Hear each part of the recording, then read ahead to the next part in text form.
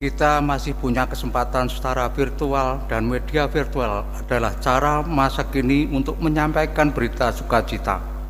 Maka kita harus mulai membiasakan cara baru ini, tidak alergi dan antipati, tetapi teruslah dukung supaya makin baik.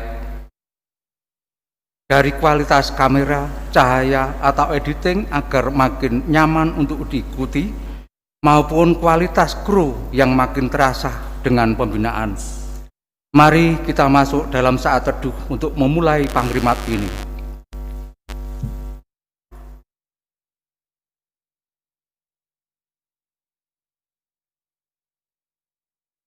Saat teduh cukup. Kita hantarkan perjumpaan virtual ini dengan pujian Kidung Jemaat 33 bait pertama dan kedua.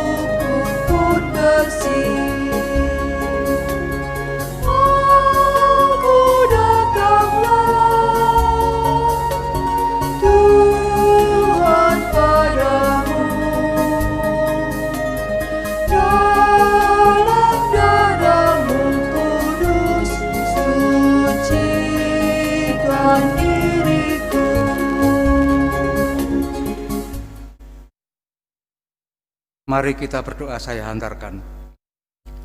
Bapa yang di surga, kami bersyukur buat penyertaan-Mu sepanjang hari ini, buat kesempatan dalam ikut berkarya dalam perubahan dan kemajuan zaman dengan tetap mengingat kasih-Mu sebagai pedoman hidup kami. Kiranya juga Engkau berikan kemampuan menyikapi keadaan saat ini dengan bijak dan benar dan penuh kesabaran, serta kemampuan mengolah sumber daya kami sebagai pribadi, keluarga, dan gereja untuk terus bisa bangkit dalam setiap keadaan apapun. Kebangkitan-Mu adalah sumber inspirasi kami, karena di saat dalam ketakutan, kecemasan, hilang rasa, kebangkitan-Mu memulihkan para murid waktu itu. Terima kasih ya Tuhan, kini kami siap mendengar sabda-Mu dan melakukannya dalam hidup kami. Dalam Kristus, amin. Leksonari pada saat ini diambil dari Lukas 18 ayat 15 sampai dengan 17, di mana Lembaga Alkitab memberi judul Yesus memberkati anak-anak. Yang demikian sabda Tuhan. Maka datanglah orang-orang membawa anak-anaknya yang kecil kepada Yesus supaya ia menjamah mereka. Melihat itu murid-muridnya memarahi orang-orang itu, tetapi Yesus memanggil mereka dan berkata, "Biarkanlah anak-anak itu datang kepadaku dan jangan kamu menghalang-halangi mereka, sebab orang-orang yang seperti itulah yang empunya kerajaan Allah. Aku berkata kepadamu, sesungguhnya barang siapa tidak menyambut kerajaan Allah seperti seorang anak kecil, ia tidak akan masuk ke dalamnya." Bapak Ibu, saudara-saudara yang dikasihi Tuhan, apa yang ada dalam pikiran kita ketika mendengar tentang anak kecil? Bahkan sampai saat ini masih terjadi perdebatan tentang kehadiran anak di dalam sebuah ibadah. Sisi lain dianggap mengganggu, di sisi lain melibatkan anak dalam pengenalan Tuhan sejak dini melalui ibadah itu penting. Dan ayat ini sering dijadikan rujukan tentang anak-anak dalam ibadah. Mari kita bersama pada hari ini melihat konteksnya. Perikop ini di antara ajaran tentang merendahkan diri di hadapan Allah vs orang yang merasa paling benar dan memandang rendah orang lain. Dan perikop orang kaya yang sukar masuk kerajaan Allah. Secara situasi ia berada dalam kerumunan pengajaran. Artinya kelompok ini yang dimana Yesus mengatakan demikian bersama-sama orang banyak adalah kerumunan atau kelompok pengajaran. Artinya secara tradisi hanya laki-laki dewasa yang boleh ada dalam kerumunan itu. Kita ingat kisah Yesus setelah 12 tahun dibawa ke Bait Allah, itu kurang lebih hakikatnya sama. Mereka yang akil balik yang boleh mendengar tentang pengajaran. Lalu tiba-tiba muncullah orang yang membawa anak kecil itu datang mendekat dengan maksud untuk dijamah.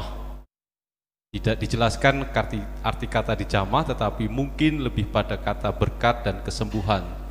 Jadi yang dilakukan ini adalah motivasi dari orang dewasa, bukan dari anak-anak itu sendiri. Lalu kita juga mendengar tentang sikap menyambut kerajaan Allah seperti seorang anak kecil. Nah, marilah pada kali ini kita belajar yang pertama, anak-anak kecil datang pada Yesus adalah motivasi orang dewasa. Artinya, seringkali kita menjadikan anak adalah objek, bahkan untuk hal-hal baik sekalipun. Harusnya kita jadikan mereka subjek yang punya kehendak dan keinginan. Artinya, membawa anak ke gereja bisa juga merupakan paksaan, dan ini merupakan pelanggaran hak asasi manusia. Artinya perlu dilakukan terlebih dahulu dialog kepada mereka tentang ibadah, apa yang disukai dalam ibadah dan ingin menjadi apa dalam ibadah. Beberapa gereja menjadwal anak-anak untuk ikut mengedarkan kantong, membaca kitab suci, dan mereka melakukan dengan gembira. Bahkan sekalipun dalam pengajaran sekolah minggu, kita sering menempatkan mereka sebagai objek yang harus mengikuti cara pikir, tafsiran orang dewasa dalam memahami kitab suci. Nah, biasakan mulai saat ini untuk menjadikan mereka anak-anak sebagai subjek yang bisa juga mengartikan kitab suci menurut versi mereka. Jadi ketika mengajar sekolah minggu, baiknya berdialog dengan anak-anak tentang arti kasih. Kasih menurut anak-anak itu apa? Nah itu sehingga kita tidak memaksakan kasih menurut versi dewasa, sehingga anak hanya sebagai objek yang harus memahami cara pikir kita orang dewasa tentang kasih. Yang kedua, menyambut. Cara orang dewasa menyambut biasanya formal, pakaian yang rapi, dengan tata cara, kursi dan tempat duduk, serta ada among tamu. Intinya hal-hal yang nampak, baik dekor dan sebagainya. Seperti kali ini, tentu ini adalah cara menyambut dalam pikir orang-orang yang sudah akil balik, orang-orang yang sudah dewasa. Atau secara garis besar, hal-hal yang lahiriah. Termasuk cara berpakaian, baik batik maupun jas. Jadi kalau anak kecil disuruh pakai jas, kita sudah menolaknya dengan luar biasa. Tetapi kita kadang memaksanya ketika mengajak anak kita gereja, ayo pakai jas, ayo pakai batik. Nah itu yang seringkali kata menyambut dalam pikiran orang dewasa berbeda dengan anak-anak kecil, lalu kita memaksakan mereka. Nah, bagi anak-anak yang penting seneng, baik itu makannya, kalau ada makan, baik itu teman-temannya, ataupun acaranya. Ini kita lihat kenapa ketika acara di gereja kita mengajak anak-anak, mereka cepat bosan. Dan cara yang terbaik bagi orang tua supaya mereka diam adalah memberikan mereka Android supaya mereka bermain, dalam artian supaya mereka diam. Karena acara tersebut biasanya didesain untuk secara cara pikir orang dewasa. Jadi artinya dalam menyambut bukan hal-hal lahiriah saja yang kita pentingkan, tetapi adalah soal hati, di mana anak-anak selalu memakai hati. Artinya seneng ndak, ada temannya ndak, itu kan hati yang mereka pakai. Jadi baiklah, kita tidak menyingkirkan hal-hal lahiriah, tetapi juga kita mulai berpikir dalam menyambut kerajaan Allah adalah hal-hal yang bersifat batin. Bagaimana batin kita dipersiapkan untuk menyambut dia. Jadi misal saja kalau seorang anak ke gereja inginnya pakai kaos, pakai sandal atau tidak pakai sandal, ya itulah karena anak-anak pengen gembira di gereja, tidak dipaksa, tidak ditekan dalam cara pikir orang dewasa. Itulah arti menyambut kerajaan Allah sebagai anak-anak kecil. Amin. Kita masuk pada saat teduh.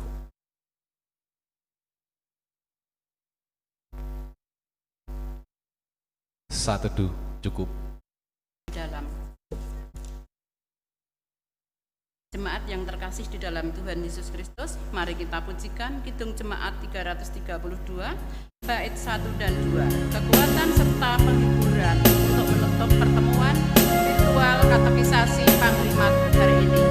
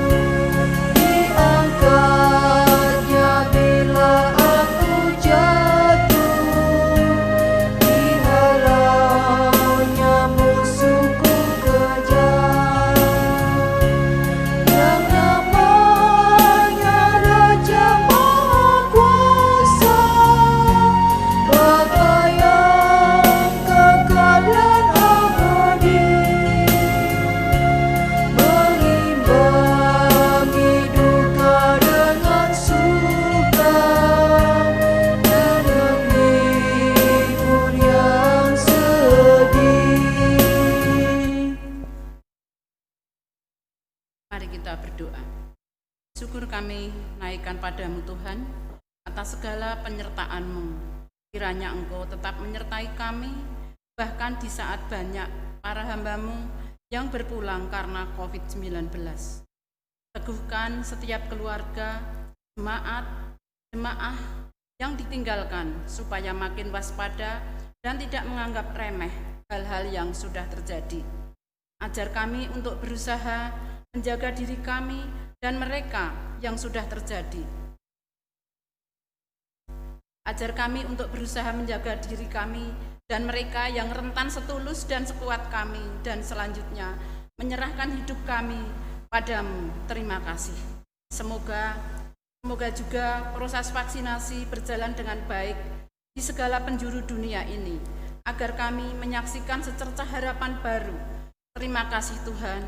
Kami berdoa untuk hamba-Mu yang saat ini menderita sakit dan menunggu pemulihan, di antaranya Bu Suharlan, Ibu Maryati, Ibu Juminah, Bapak Sumarno Celput, dan juga hamba-Mu yang lain yang tidak bisa kami sebutkan satu persatu. Tuhan, berikanlah kekuatan raganya serta kekuatan iman dan senantiasa bisa selalu bersyukur kepadamu. Dalam nama Kristus, doa ini kami naikkan. Amin. Terima kasih, semoga Tuhan memberikan kita kekuatan. Selamat berjumpa di lain waktu. Jangan lupa like, share, dan subscribe. Dan mohon maaf bila terdapat kesalahan dan kekeliruan. Dalam perjumpaan kali ini, Tuhan memberkati. Sampai jumpa. Amin.